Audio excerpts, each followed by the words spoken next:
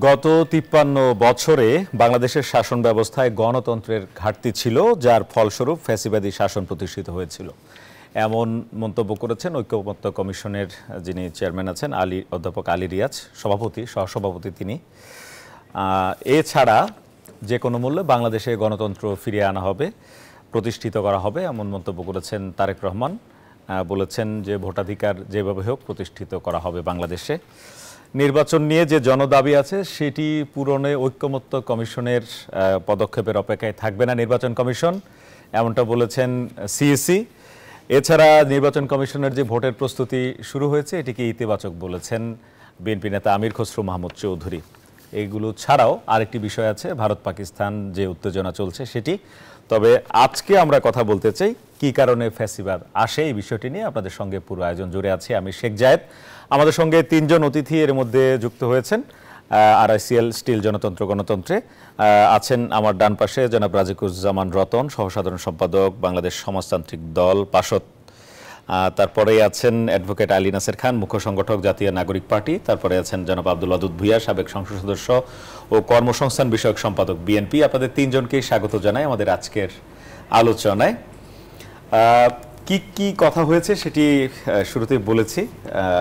অধ্যাপক আলী রিয়াজ এটি বলেছেন যে ফ্যাসিবাদী শাসন প্রতিষ্ঠিত হয়েছে, গণতান্ত্রিক যে শাসন ব্যবস্থা বা গণতন্ত্রের ঘাটতি ছিল শাসন ব্যবস্থায় সেটি। শুরুতে আসতে চাই রাজিকুজ্জামান রতন আপনার কাছে। এই বক্তব্য বিশ্লেষণ করা, তাছাড়া যে গত ১৬ বছর যেটিকে ভিত্তি করে এই ধরনের বক্তব্যগুলো আসছে, সংস্কার যারা করবেন সেই ঐক্যমত্য কমিশনের তিনি দায়িত্বে আছেন, আমরা সহসভাপতি উনি সেটির, আর দায়িত্বে তো আছেন প্রধান উপদেষ্টা। ফ্যাসিবাদ আসলে কি কারণে আসে বা ফ্যাসিবাদটাকে কিভাবে ব্যাখ্যা করবেন? আমরা যে ফ্যাসিবাদ জানি এবং গত ১৬ বছরটাকে ফ্যাসিবাদী শাসন বলা হচ্ছে, কোন কোন ব্যারোমিটার, কোন কোন প্যারামিটার এটি মাপবেন আসলে যে এই করলে ফ্যাসিবাদ হয়? ধন্যবাদ। ফ্যাসিবাদ নিয়ে আলোচনা করতে গেলে যদি একটা আলোচনা করি আমরা থিওরিটিক্যাল জায়গা থেকে, আর্ট হচ্ছে আমাদের ওয়ার্ল্ড পার্সপেক্টিভ থেকে, আর্ট হচ্ছে বাংলাদেশের কনটেক্সটে। হ্যাঁ, থিওরিটিক্যাল জায়গা হচ্ছে যখন পুঁজিবাদ এক্সিস্ট করে, পুঁজিবাদের সাধারণ বৈশিষ্ট্য হচ্ছে যে বড় পুঁজি ছোট পুঁজিকে গ্রাস করে ক্রমাগত একচেটিয়া পুঁজি হয়।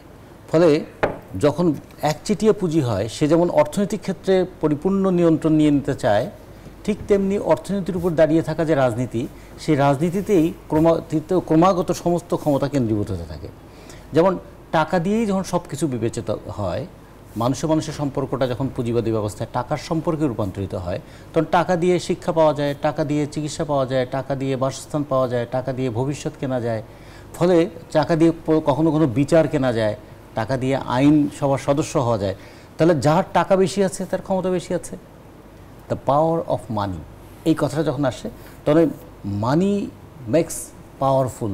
হ্যাঁ, এটা যদি বলে তাহলে যে কোনোভাবে টাকা রোজগার করতে হবে, তখন আর নৈতিকতার বালাই থাকে না, তখন থাকে লুণ্ঠনের মানসিকতা। তাহলে অর্থনীতিতে লুণ্ঠন মানসিকতা, অর্থনীতিতে একচেটিয়া পুঁজিবাদ হয়ে যাওয়া এবং একচেটিয়া পুঁজিবাদের পরিপূরক হিসেবে রাজনীতিতে একচেটিয়া কর্তৃত্ব, এটা যদি বলি এভাবে পুঁজিবাদী ব্যবস্থা থেকে ফ্যাসিবাদ আসে। যে কারণে দেখবেন যে জার্মানিতে যখন ফ্যাসিস্ট শাসনটা এসেছিল তখন কিভাবে ক্রমান্বয়ে সমস্ত ক্ষমতা কক্ষিগত হয়ে যাচ্ছিল এক জায়গায়। তো জার্মানিতে হিটলার কিন্তু পপুলার ভোটে নির্বাচিত হয়ে আসছিলেন।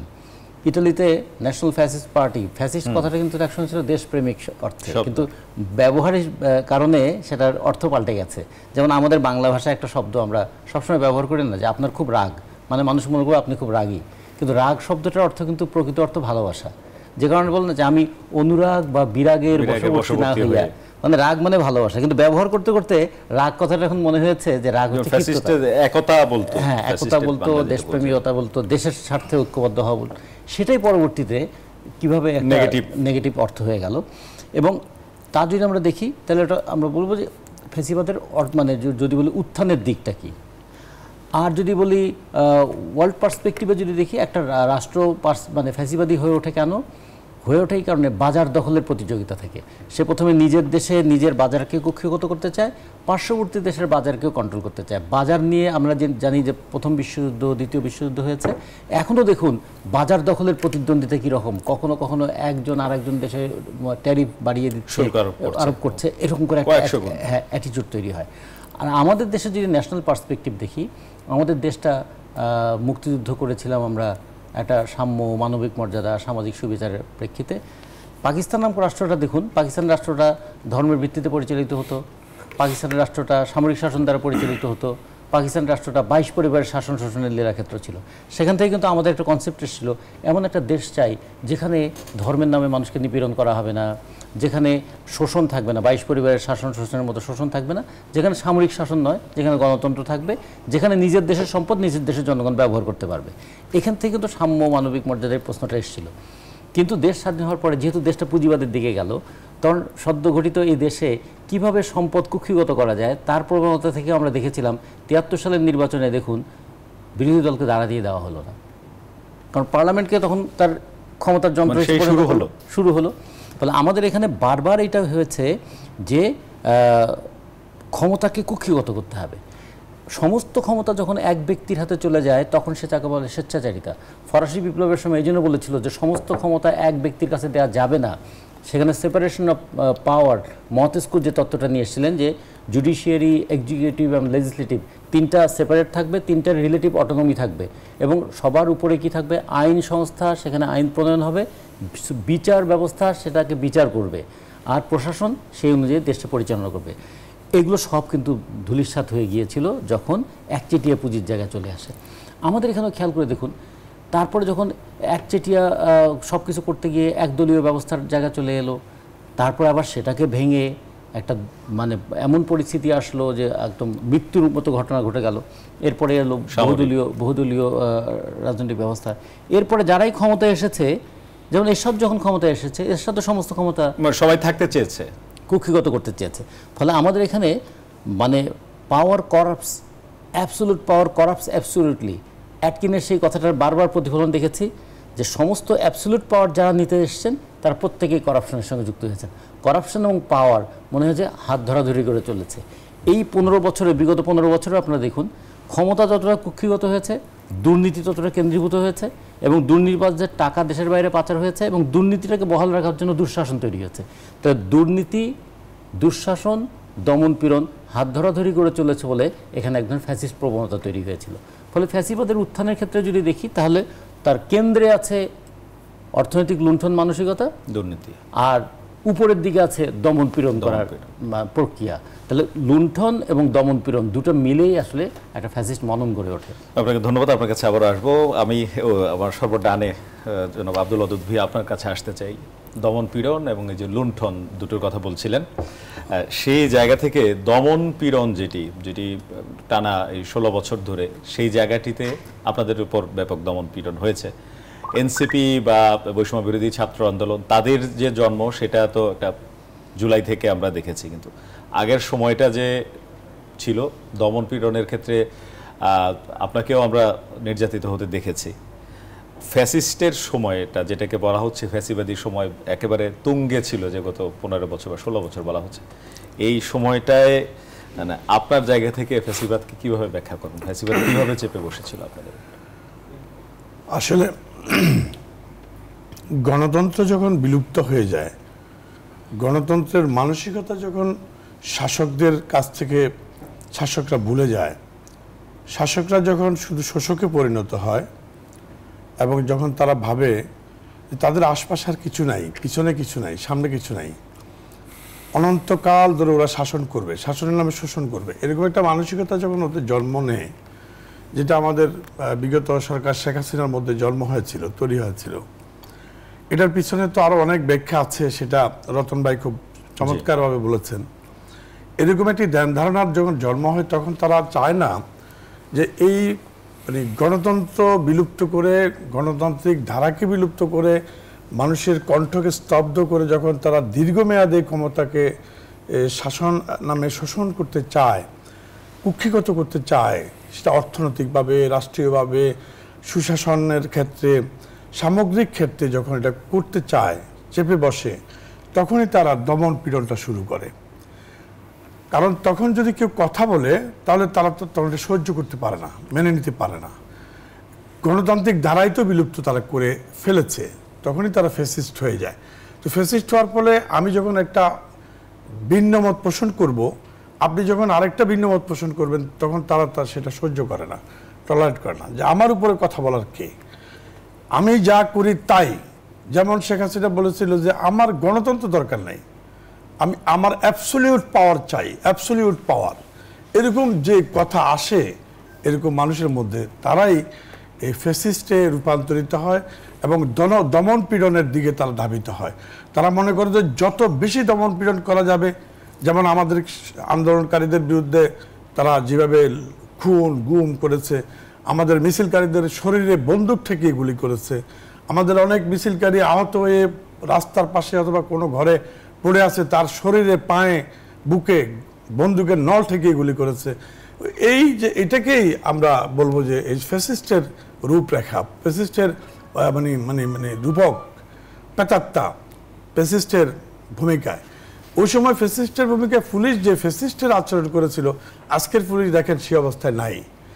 আজকে আগস্ট এবং সেপ্টেম্বর মাসে মনে হয়েছিল যে বাংলাদেশের পুলিশ মানে ইউরোপিয়ান পুলিশ, এত ভদ্র, এত নরম।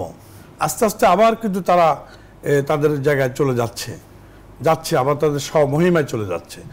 এইটা কিন্তু দমন পীড়নের একটা অংশ।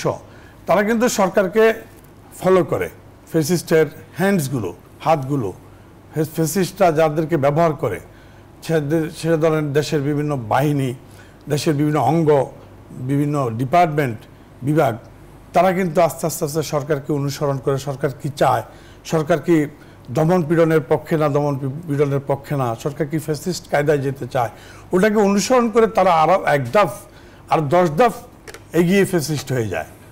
তো সে অবস্থায় তারা মানে ফ্যাসিস্ট হওয়ার ফলেই ফ্যাসিস্টের বিরুদ্ধে যেন কেউ কথা বলতে না পারে, প্রতিবাদ করতে না পারে, গণতন্ত্রের পক্ষে যেন কেউ যুক্তি দিতে না পারে, অন্যায়ের বিরুদ্ধে চুরি ডাকাতি লুণ্ঠন রাজধানী চাঁদাবাজির বিরুদ্ধে যেন কেউ কথা বলতে না পারে, সেজন্যই তারা দমন পীড়নটা অতিমাত্রায় বেরিয়ে দেয়।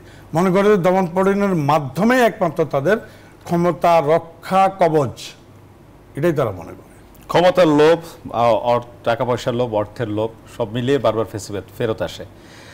সামনে কি হবে সেটি নিয়ে কথা বলবো। আমি কথা বলতে চাই অ্যাডভোকেট আলী নাসের খান, মুখ্য সংগঠক জাতীয় নাগরিক পার্টি। জুলাই আগস্টে যেই বিপ্লব হলো, বিপ্লবের পরবর্তীতে আপনারা বিপ্লবী হিসাবে আপনাদের অংশগ্রহণ ছিল, পরবর্তীতে একটি রাজনৈতিক প্ল্যাটফর্ম আপনাদের গণঅভ্যুত্থান, যেটি এর পরে আপনাদের এই রাজনৈতিক দল হিসাবে আপনাদের জন্ম, সেই হিসাবে রাজনৈতিক দল হিসাবে আপনাদের যাত্রা শুরু। এখনো দল হিসাবে সেরকম অভিজ্ঞতা নেই, তবে একটি গণঅভ্যুত্থানে আপনাদের অংশগ্রহণের অভিজ্ঞতা রয়েছে, যেটিতে জনসম্পৃক্ততা ব্যাপকভাবে ছিল। এবং রাজনৈতিক দলগুলো যেটি বলেন যে আসলে ফ্যাসিবাদী শাসন ব্যবস্থার কারণেই মানুষজন অতিষ্ঠ ছিলেন, যেই কারণে পরবর্তীতে এক দফা দাবিতে চলে যা। সামনের রাজনীতি নিয়ে শুনতে চাই আপনার কাছে, যে জনাব অদূত ভূঁইয়া যেমনটি বললেন যে এইভাবে ফ্যাসিবাদ আসে এবং সেটা ক্ষমতার চর্চা, দুর্নীতি, অর্থনৈতিক লোভ, যেমনটি রতন ভাই বলেছেন। সামনের রাজনীতি কেমন চান আপনারা? আসলে ফ্যাসিবাদ কি সামনেও আসার সুযোগ তৈরি হবে? সংবিধানে বলা, মানে অনেক রাজনৈতিক দলের পক্ষ থেকে এসেছে যে সংবিধানেও ফ্যাসিবাদ আসার অনেক সুযোগ রয়েছে, অনেক উপকরণ রয়ে গেছে যেগুলো সংস্কার করা দরকার। আপনাকে ধন্যবাদ। জাতীয় নাগরিক পার্টির পক্ষ থেকে শুভেচ্ছা জানাচ্ছি যারা শুনছেন।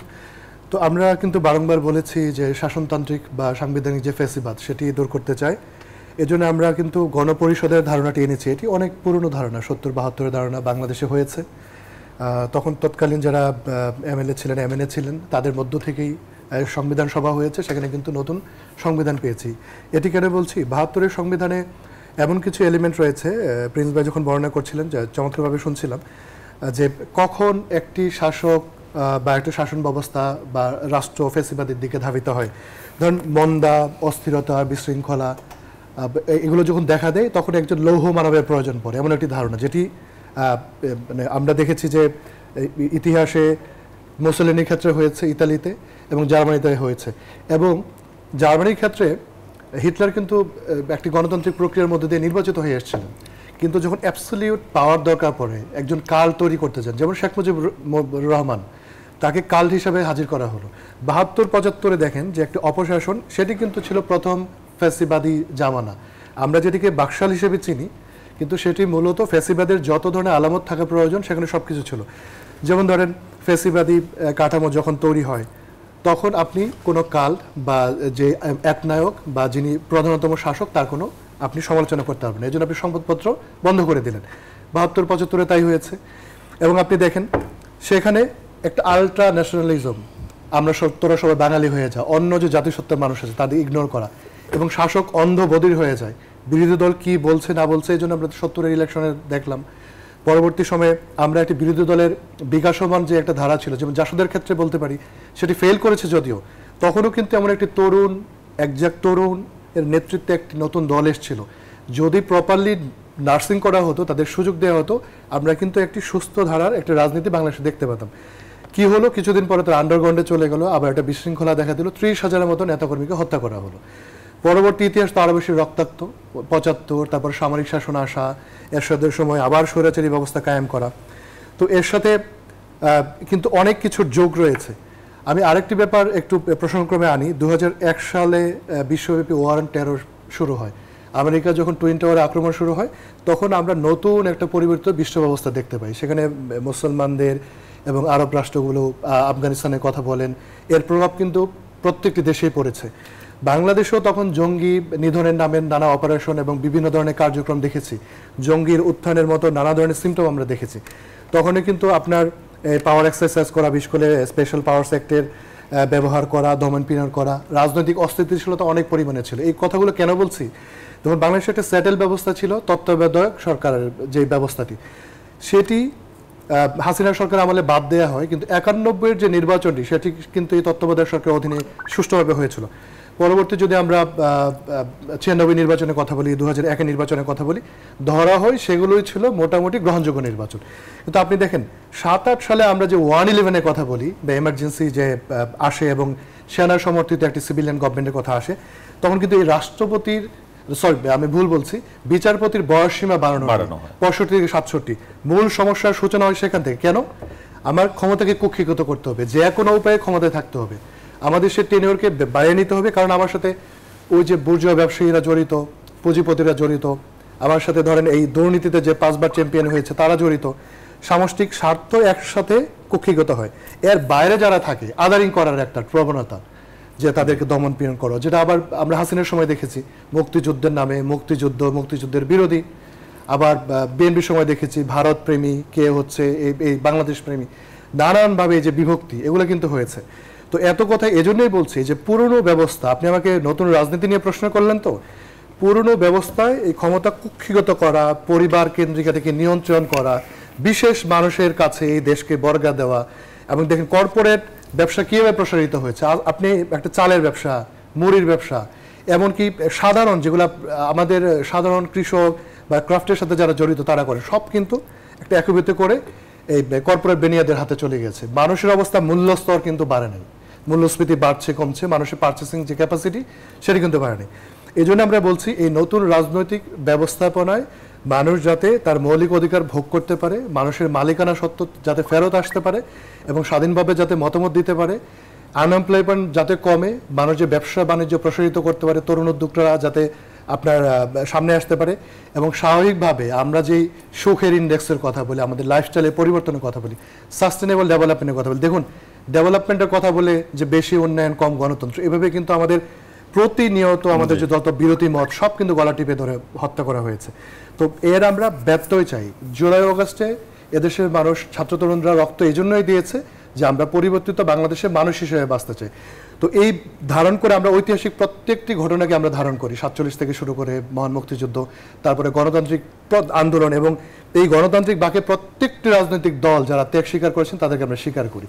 তো আমাদের সামনে যেহেতু বড় ধরনের এক্সাম্পল নেই স্বচ্ছতা, যেমন ধরেন রাজনৈতিক দলের ভেতরে স্বচ্ছতা, পাওয়ারের একটা ব্যালেন্স, এবং রাষ্ট্র পরিচালনার ক্ষেত্রে রাষ্ট্র, রাজনৈতিক দল, জনপ্রশাসন মিলিয়ে ফেলা, যেটি গত ১৫ বছরে হয়েছে, এর বাইরে এসে একটি সুষ্ঠু ধারার, মানে ধরেন যখন আপনি সরকারে যান তখন কিন্তু সবার জন্য আপনি কাজ করবেন, তার সাথে আপনার পুলিশ বাহিনীকে মিলিয়ে ফেলা, প্রশাসন যন্ত্রকে মিলিয়ে ফেলা, শুধুমাত্র আপনার মতকে প্রতিষ্ঠিত করবে, আপনি ডামি ইলেকশন দিবেন, বাজি ইলেকশন দিবেন, এগুলো যাতে ফেরত না আসে। যেগুলো একটা নতুন যাত্রার কথা আপনারা বলছেন, নতুন যাত্রা আমরা কথা বলছি। তো আমরা আমাদের সামনে যেহেতু উদাহরণ নাই, তো আমরা একটা ট্রায়াল অ্যান্ড এরর বেসিসে যাব, এবং এজন্য আমরা অনেক বেশি গণসম্পৃক্ত হতে চাই। আমরা যদি মানুষের মতামতের ভিত্তিতে রাজনীতি করি আমাদের ভুল কম হবে, আমরা ফ্লেক্সিবল থাকবো। এটি হচ্ছে দেখুন যে অন্তর্বর্তীকালীন সরকারের ক্ষেত্রে আমরা কিছু ভালো সিমটম দেখছি। যখনই কোনো ভুল সিদ্ধান্ত নিচ্ছে জনগণের পক্ষ থেকে রাজনৈতিক দল বা সিভিল সোসাইটি থেকে যখন মতামত দেওয়া হচ্ছে তারা কিন্তু সেখান থেকে ব্যাক করছে। এই প্রসঙ্গগুলোতে আরো কথা বলবো, একটা বিরতি নিচ্ছি। দর্শক, আরআইসিএল স্টিল জনতন্ত্র গণতন্ত্র একটা বিরতির সময় হয়েছে, ফিরছে একটু পর, সাথে থাকুন। বিরতির পর আবারও স্বাগত, দেখছেন আরআইসিএল স্টিল জনতন্ত্র গণতন্ত্র। বিরতির আগে কথা বলছিলাম ফ্যাসিবাদ কিভাবে আসে এই বিষয়ে। সংস্কার প্রক্রিয়া চলছে। রাজিকুজ্জামান রতন, আপনার কাছে আসতে চাই। সংস্কার প্রক্রিয়ার এই সময়টিতে এসে নির্বাচন কমিশন বলছে যে ঐক্যমত্য কমিশন মতামত কি দিবে সেটির অপেক্ষায় তারা থাকছে না, নির্বাচনের সব প্রস্তুতি তারা নিচ্ছেন। আর এই প্রস্তুতিকে স্বাগত জানিয়েছে বিএনপি এবং বলেছে যে দ্রুত রোডম্যাপ ঘোষণা করতে হবে। সেই জায়গাটিতে সরকারের যে ইচ্ছা যে ঐক্যমত্য কমিশন সবার একতার ভিত্তিতে যে সংস্কারগুলো হবে সেই সংস্কারগুলো অনুসরণ করে নির্বাচন আবার সামনের দিকে এগিয়ে যাওয়া, কোনো ধরনের মানে দ্বিমুখী কিছু হচ্ছে কিনা বা দুইজন দুই দিকে যাচ্ছে কিনা এমন কিছু মনে হচ্ছে আপনার কাছে? আসলে একটা কনফ্লিক্ট লাগিয়ে দেওয়ার চেষ্টা হয় সব সময়, যেটা আগের আওয়ামী লীগের সময় আমরা দেখেছি যে উন্নয়ন চান না গণতন্ত্র চান, অধিক উন্নয়ন অল্প গণতন্ত্র, এইভাবে দেশ চলবে। এখনও আমরা দেখলাম যে সংস্কার যেমন একটা চলমান প্রক্রিয়ার কথা বলছি, সমাজে সংস্কার চলছে, রাজনীতিতে সংস্কার চলছে, অর্থনীতিতে সংস্কার চলছে, মানে চিন্তার মধ্যেও সংস্কার চলছে। তো এটা মানুষ করতে বাধ্য। নতুনের সঙ্গে পুরনোর যখন সংঘাত হয়, কখনো কখনো পুরনোরা নতুনকে এগোতে বাধা দেয়, আর কখনো কখনো নতুনরা পুরনোকে পিছনে ফেলে এগিয়ে যায়। ফলে এটা কনফ্লিক্টের মধ্যেই মানুষ সবসময় থাকে। এটা অর্থনীতিতে আছে, এটা প্রকৃতি জগতে আছে, মানুষের মনন জগতেও আছে, রাজনীতিতেও আছে। এই জন্য 10 বছর আগে একটা রাজনৈতিক দল যেভাবে কথা বলে 10 বছর পরে আর সেভাবে বলে না, তার নতুন নতুন ফেনোমেনা তার সামনে চলে আসে। তো ফলে এই সংস্কারের প্রক্রিয়াটা অব্যাহত থাকবে। দেখতে হবে নির্বাচনকে সুষ্ঠু, অবাধ এবং গ্রহণযোগ্য করতে গেলে কোন কোন নীতি এবং পদ্ধতিগুলো আমাদের গ্রহণ করা দরকার। নির্বাচন কমিশনের যে সুপারিশগুলো আছে, দেখুন খেয়াল করেন, নির্বাচন সময় তারা অনেক কথা বলেছে, কিন্তু নির্বাচনকে যে টাকার খেলা থেকে মুক্ত করতে হবে এই কথাটা কিন্তু বলা নেই এখানে। কিন্তু আচ্ছা, যার টাকা বেশি সে নির্বাচনে বেশি দাঁড়াতে পারবে, নাকি যে জনগণের সঙ্গে সম্পৃক্ত বেশি সে নির্বাচনে জিতবে? ফলে খেয়াল করে দেখুন নির্বাচনে ব্যয়টা কেমন হবে, ব্যয়ের টাকাটা কোত্থেকে আসবে। তার আগে আমাদের সংবিধানে একটা অনুচ্ছেদ আছে, 20 নম্বর অনুচ্ছেদ, সেখানে বলা আছে অনুপার্জিত আয় ভোগ করা যাবে না।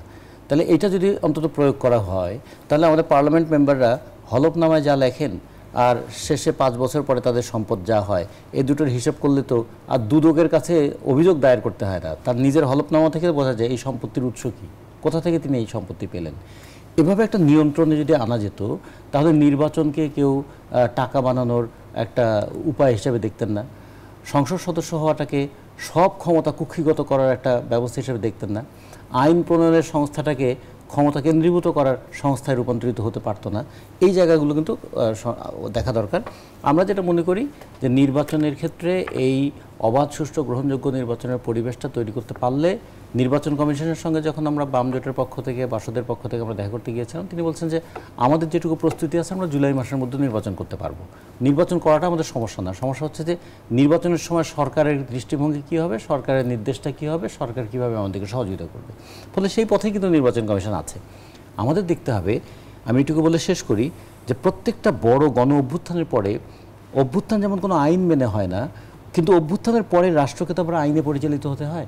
তাহলে যে অভ্যুত্থান জনগণের চেতনার কারণে, জনগণের নৈতিক শক্তিতে এবং শাসক গোষ্ঠীর প্রতি প্রচণ্ড ঘৃণা থেকে তাকে উচ্ছেদ করার প্রবণতা থেকে যে অভ্যুত্থান হয়েছিল, তারপরে আবার রাষ্ট্রটাকে একটা নিয়মে পরিচালিত করতে গেলে একটা জাতীয় নির্বাচন লাগবে, একটা জনপ্রতিনিধি লাগবে, একটা নির্বাচিত সরকার, জবাবদিহির সরকার লাগবে। যে কারণে দেখুন প্রত্যেকটা গণ অভ্যুত্থানের পরে কিন্তু একটা নির্বাচন, সেটা 69-এর গণ অভ্যুত্থানের পরে নির্বাচন হয়েছে, 90-এর গণ অভ্যুত্থানের পরে নির্বাচন হয়েছে। তারপরে দেশ ঠিকমতো পরিচালিত হয়েছে কি হয় নাই, সেক্ষেত্রে আমাদের সবার দায় আছে। জনগণেরও যেমন দায় আছে, রাজনৈতিক দলেরও দায় আছে। জনগণ কেন টাকার পেছনে দৌড়ায় সেটা যেমন জনগণকে বলতে হবে। আবার রাজনৈতিক দলগুলো নমিনেশন দেওয়ার ক্ষেত্রে টাকাওয়ালাদেরকে নমিনেশন কেন দেয়, পার্লামেন্ট কেন ব্যবসায়ীদের ক্লাবে পরিণত হয়ে গেল, 70% উপরে ব্যবসায়ীরা কেন পার্লামেন্টে গেল। পার্লামেন্ট তো মানে এটা কেন কোনো বিজনেস ক্লাব না যেখানে ব্যবসায়ীদেরকেই আসতে হবে, অথবা পার্লামেন্ট তো কোনো মসজিদের ইমাম নির্বাচনের জায়গা না যেখানে ধর্মকে ব্যবহার করতে হবে। ফলে এখানে হচ্ছে জনগণের স্বার্থ তারা দেখবেন, এই জায়গায় আমরা দেখেছি যে নির্বাচনী যে আচরণবিধি এবং নির্বাচনের যে নিয়ন্ত্রণ, সেই জায়গায় আগের নির্বাচন কমিশনগুলো সেই ভূমিকাটা পালন করতে পারে নাই। যে কোনো 2014 সালের নির্বাচনকে তারা বলেছে ভালো নির্বাচন, 2018 সালের নির্বাচনকে তারা বলেছে ভালো নির্বাচন, 2024 সালের নির্বাচন করে বলেছে ভালো নির্বাচন। নির্বাচন কমিশনের এই ইন্টিগ্রিটিটা লাগবে, আর একটা সুষ্ঠু অবাধ গ্রহণযোগ্য নির্বাচনের পরিবেশটা লাগবে। আমরা মনে করি অন্তর্বর্তীকালীন সরকার যেহেতু কোনো দলের নন, যদিও কিছু কনফিউশন আছে যে তারা কাউকে প্রশ্রয় দিচ্ছেন বেশি, কিন্তু যদিও তা বলা হচ্ছে, থিওরিটিক্যালি ধরে নেওয়া হচ্ছে অন্তর্বর্তীকালীন সরকার ফ্যাসিস্ট রেজিম থেকে ডেমোক্রেটিক সিস্টেমে আসার মাঝখানের অন্তর্বর্তীকালীন সময় তারা আছেন, তারা নির্দিষ্ট কোনো দলকে সাপোর্ট করবেন না, তারা একটা সুষ্ঠু নির্বাচনের পরিবেশ তৈরি করে দেবেন। তা যদি হয় তাহলে এই সরকারের সময় অন্তত নির্বাচন কমিশন ফ্রি অ্যান্ড ফেয়ার ইলেকশনটা করতে পারবে। তারপরে নির্বাচিত যারা হয়ে আসবেন তারা জবাবদিহির মধ্যে পড়বেন, তারা কি ম্যান্ডেট পেয়েছেন এবং তারা কি কমিটমেন্ট করবেন সেটা তারা করবেন। ধন্যবাদ আপনাকে। অ্যাডভোকেট আলী নাসের খান, আপনার কাছে আসতে চাই। জনাব অদূত ভাই, আপনার কাছে ওনার পরে আসবো। মানে ভয় কিসের নির্বাচন কেন্দ্রিক? নির্বাচন কেন্দ্রিক কোনো ভয় নাই, সবাই চাচ্ছে সুষ্ঠু নির্বাচন হতে, কারণ আমরা 3টি খারাপ নির্বাচন দেখেছি। এবং এখন সংস্কার নির্বাচনকে মুখোমুখি দাঁড় করানো হচ্ছে। সংস্কার এবং নির্বাচন মুখোমুখি করবার বিষয় না। কিছু জিনিস দেখেন, যদি মিনিমাম সংস্কার হয়ে যায়, যেগুলো মৌলিক সংস্কার, মধ্যবর্তী বা দীর্ঘমেয়াদী সংস্কার তো একটি অন্তর্বর্তীকালীন সরকারের পক্ষে করা সম্ভব না, এটি রাজনৈতিক যে সরকার আসবেন তারাই করবেন। খুব সিম্পল যদি কথা বলি, দেখেন যে আমরা লোকাল গভর্নমেন্টের ইলেকশন চেয়েছি কেন? যদি প্রতীকবিহীন ইলেকশন হয় তাহলে দলীয় যে দৌরাত্ম্য বা সেই প্রভাবমুক্ত একটি নির্বাচন হবে। সেটির ক্ষেত্রে আমরা দেখলাম যে বড় দল বিএনপি বা অন্যান্য দলের পক্ষ থেকে একটি বাধা রয়েছে। এবং একটি দেখেন যে আমরা কিছু সংবিধানে মৌলিক সংস্কারের জন্য প্রস্তাব করেছি, যেমন প্রধানমন্ত্রী 2 মেয়াদের বেশি হতে পারবেন না, বিএনপি একটু ভিন্ন পজিশন নিয়েছে। তো আবার দেখেন যে পার্টির প্রধান এবং সরকার প্রধান একসাথে হতে পারবেন না।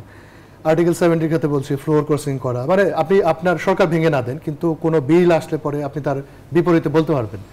এতে করে একটি সরকার যাতে ভবিষ্যতে ফ্যাসিস্ট না হয়, ক্ষমতা কক্ষিগত না করে, খুব সিম্পল চাওয়া।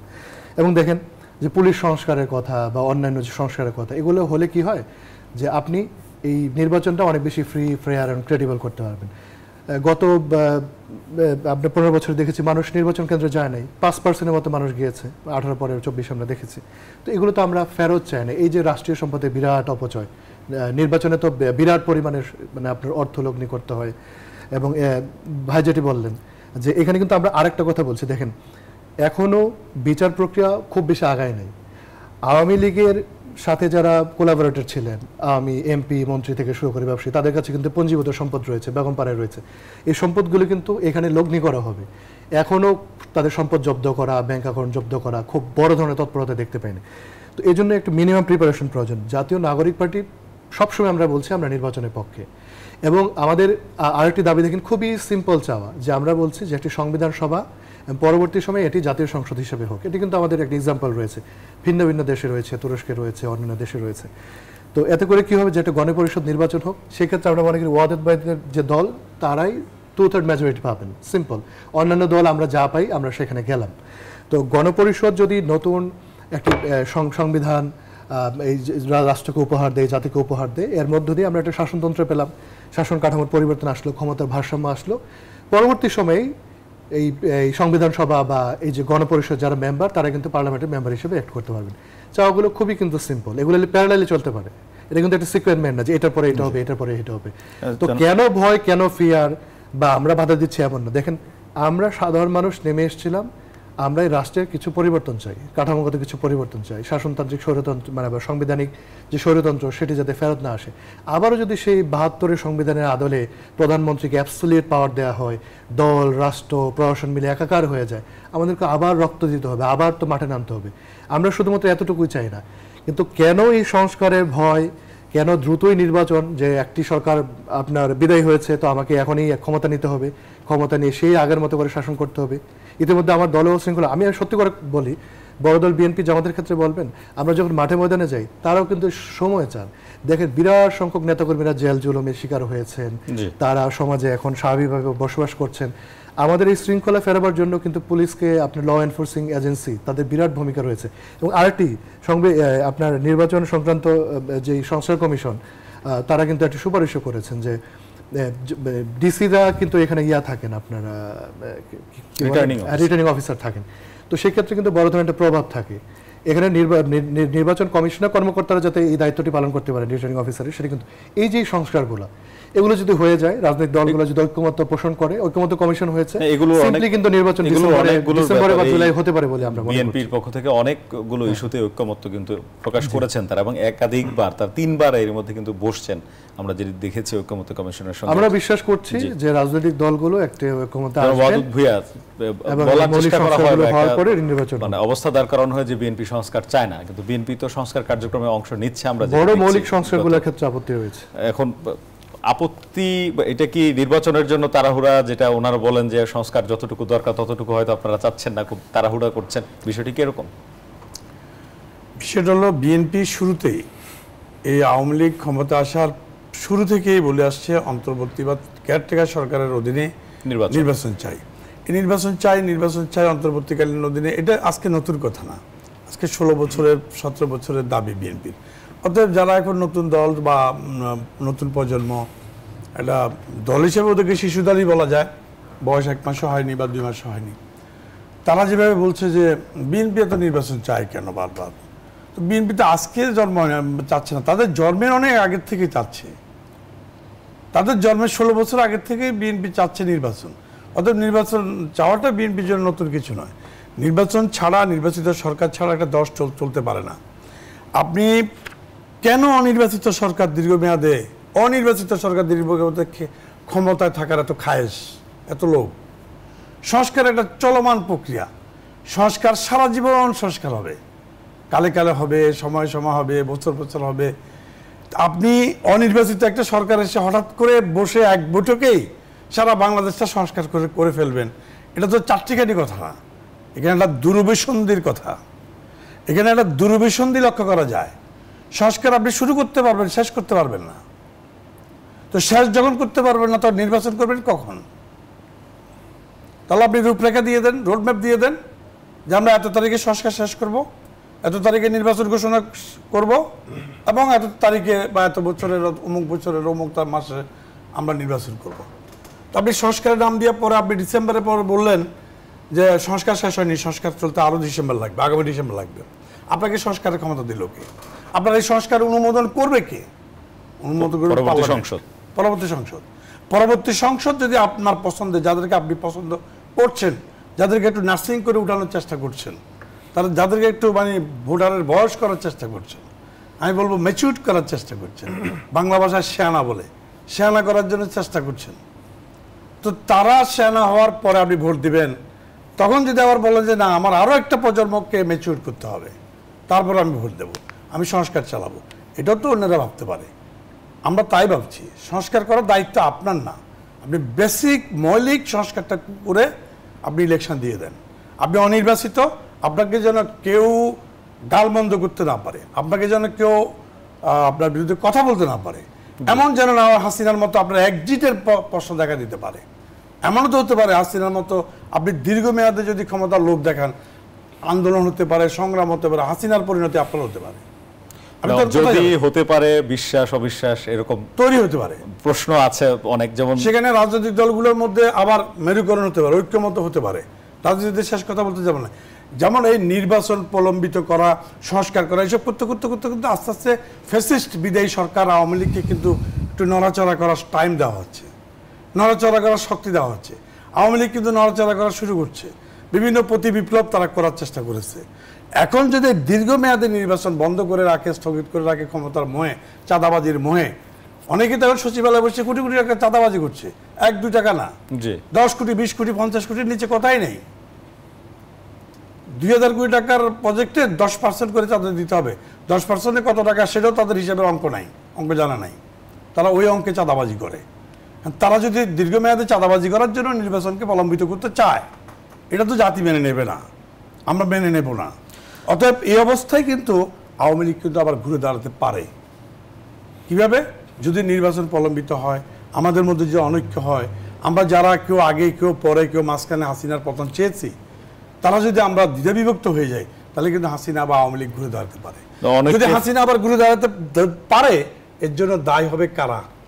আমরা তাদেরকে দায়ী করবো আজকে, যারা নির্বাচনকে প্রলম্বিত পিছাইতে চেষ্টা করছে তাদেরকে দায়ী করব। শেখ হাসিনা যদি, আওয়ামী লীগ যদি ঘুরে দাঁড়ায়। নির্বাচনের জন্য ডিসেম্বর থেকে জুন পর্যন্ত একটা সময় বলেছেন প্রধান উপদেষ্টা এবং সরকার বলছে। আপনারা ডিসেম্বরের মধ্যে ইলেকশন চাচ্ছেন এবং অন্য রাজনৈতিক দলের পক্ষ থেকে এই ধরনের বক্তব্য এসেছে। আবার বলছেন যে ফ্যাসিবাদও ফেরত আসতে পারে বা আগের সরকারের লোকজনের নড়াচড়া শুরু হয়েছে। এই যে সংস্কার, কম সংস্কার, বেশি সংস্কার, অল্প সংস্কার, এই প্রসঙ্গ নিয়ে কথা বলবো। একটা বিরতি নিচ্ছি, ফিরে এসে আবার কথা হবে। দর্শক, RICL জনতন্ত্র গণতন্ত্র একটা বিরতি নিচ্ছি, ফিরছি একটু পর, সাথেই থাকুন। বিরতির পর আবারও স্বাগত। দেখছেন RICL স্টিল জনতন্ত্র গণতন্ত্র। কথা বলছিলাম ফ্যাসিবাদ নিয়ে, কি কারণে ফ্যাসিবাদ ফেরত আসে সেই প্রসঙ্গে কথা বলতে বলতে আমরা চলে গেছি সংস্কার ও নির্বাচন নিয়ে। রাজিকুজ্জামান রতন ভাই, কথা বলছিলাম কম সংস্কার না বেশি সংস্কার। তারপরে ভয় আছে যে পরে যারা ক্ষমতায় আসবে তারা কি কারোর উপর আবার দমন পীড়ন করবে কিনা, বা তাদের চিন্তা চেতনা কি বিগত রাজনৈতিক সরকারের মতো হবে কিনা। সময়ও কম, সংক্ষেপে জানতে চাই আপনার, কম সংস্কার না বেশি সংস্কার, নির্বাচন কবে? আসলে কম বেশি তো আপেক্ষিক, কোনটা কার তুলনায় কম, কোনটা কার তুলনায় বেশি। আমাদের বলতে হবে প্রয়োজনীয় সংস্কার।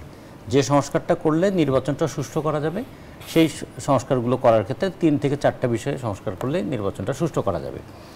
ফলে আমরা মনে করি সেটা করা সম্ভব। 2 নম্বর যেটা বললেন যে ভবিষ্যতের ফ্যাসিবাদ ঠেকাবো কী করে। আচ্ছা, কাগজে লিখে ফ্যাসিবাদ ঠেকানো যাবে? সংবিধানের কোথাও বলা আছে যে এই সংবিধান ব্যবহার করে ফ্যাসিবাদ হওয়া যায়? বরঞ্চ সংবিধানকে উপেক্ষা করে ফ্যাসিবাদ হওয়া যায়।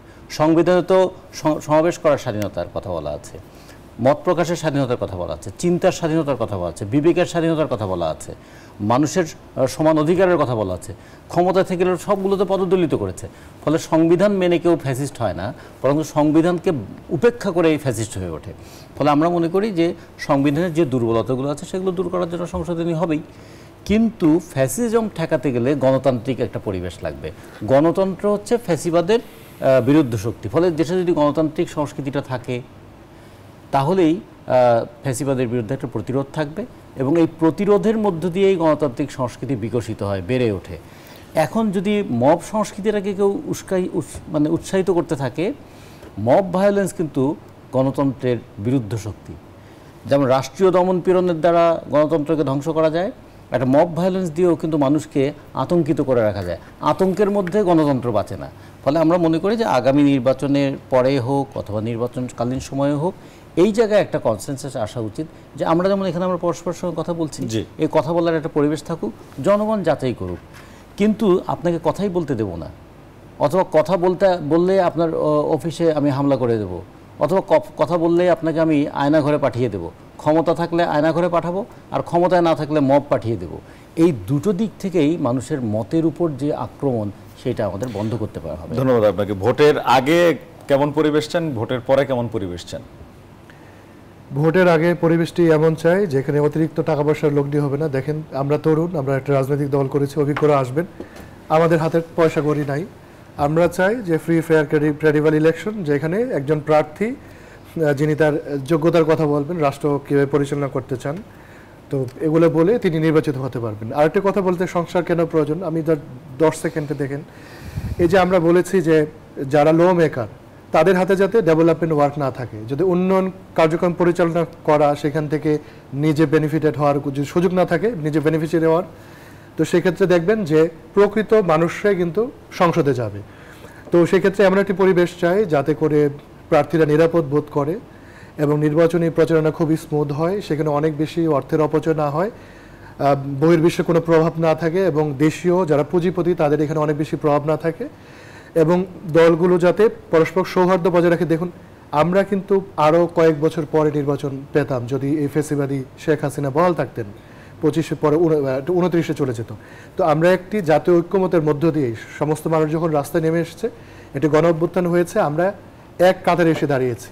তো সেটি আবার আমরা সেই আমাদের নিজেদের মধ্যে ঐক্য স্থাপন করতে চাই। এই জন্য আমরা বলছি যে প্রয়োজনীয় সংস্কার শেষে আমরা যে নির্বাচনের জন্য ঐক্যমত্য পোষণ করতে পারি, সেটা যদি আগামী ডিসেম্বর বা জুনের মধ্যে হয়, তো আমাদের জাতীয় জন্য মঙ্গল। দেখুন, আমরা পরে কি চাই, পরে চাই এমন একটি সরকার ব্যবস্থা, এমন একটি শাসনতন্ত্র, এমন একটি শাসনতান্ত্রিক ব্যবস্থা যেখানে সাংবিধানিক স্বৈরতন্ত্র থাকবে না, যেখানে এক পরিবারের হাতে ক্ষমতা কুক্ষিগত হবে না, যেখানে পত্রিকার উপর সেন্সরশিপ, যে মানুষের উপর সেন্সর চাপিয়ে দেওয়া হবে না, যেখানে প্রত্যেকটি নাগরিক নিরাপদ বোধ করবে, সভা সমাবেশ শেষে কথা বলতে পারবে এবং সেখানে বিনিয়োগের পরিবেশ থাকবে, মানুষের যে ক্ষুধা দারিদ্র্য সেটি অনেক বেশি কমে আসবে, কর্মসংস্থান অনেক বেশি বাড়বে, মানুষ নিরাপদ বোধ করবে, আমাদের সীমান্ত নিরাপদ থাকবে, দেশের মানুষ ফিল করবে যে রাষ্ট্রের মালিকানা তার মধ্যে। ধন্যবাদ আপনাকে। আব্দুল ওয়াদুদ ভূঁইয়া, একই বক্তব্য তো আপনাদেরও, এই প্রয়োজনীয় সংস্কার, দ্রুত নির্বাচন। এই নির্বাচনের পরের মানে দ্রুত নির্বাচন হলে একটা সরকার আসবে, তো একটু দেরিতে নির্বাচন হলেও একটা সরকার আসবে, অন্য দলগুলো ভয় পাচ্ছে কেন, আপনার কি মনে হয়? অন্য দলগুলো ভয় পাচ্ছে বেসিক্যালি বিএনপি একটি পুরানো দল, আওয়ামী লীগ একটা পুরনো বড় দল। আওয়ামী লীগ এখন একটা আউটসাইড হয়ে গেছে, এখন একমাত্র বিএনপি বটবৃক্ষের মতো দাঁড়িয়ে আছে, একটা জনভিত্তি সম্পন্ন একটা দল। জনগণের সাথে সম্পৃক্ততা আছে বিএনপির, কারণ দীর্ঘ বছরের বিষয় আছে। আর নতুন দল বলেন, পুরান দল বলেন, অন্য কারোরই জনগণের সাথে সম্পর্ক সৃষ্টি করতেই কিন্তু আরও 20-40 বছর লাগবে জনগণের কাছে যেতে। ওখানে তাদের ভয় যে জনভিত্তি সম্পন্ন একটি দল, এটা তো ক্ষমতায় যাবেই, অর্থাৎ তাদেরকে কীভাবে ঠেকিয়ে রাখা যায়। হাসিনা তো আউট হয়েছে, খালেদার নেতৃত্বে, তারেক রহমানের নেতৃত্বাধীন বিএনপিকে কীভাবে ঠেকিয়ে রাখা যায়, তাহলে বোধহয় আমাদের জন্য একটা স্পেস বের হবে।